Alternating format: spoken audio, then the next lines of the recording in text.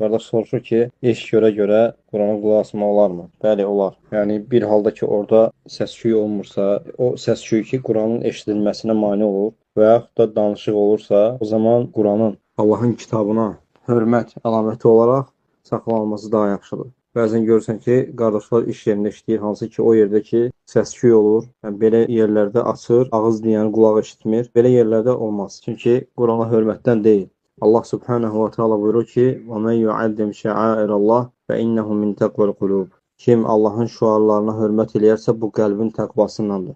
Və Allahın ən böyük şüarı da Allahın kitabıdır. Ona görə də Allahın kitabı oxunan zaman sakitlik olmalıdır. Başqa ayədə buyurur ki, Rəbbimiz Azza və Cəllə: "Və izə quri'əl Qur'anu fəstəmi'u və ansitu la'allakum turhamun." Quran oxunduğu zaman oxunuşunu dinləyin və susun ki, bəlkə sizə rəhm olunsun. Və fikir verin, oxunuşu dinləyin və susun. Deməli, susmaq və oxunuşu dinləmək.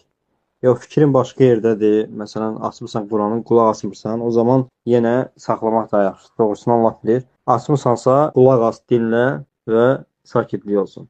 Və bu cür yerdə dinləmək olar inşallah. Doğrusunu Allah bilir.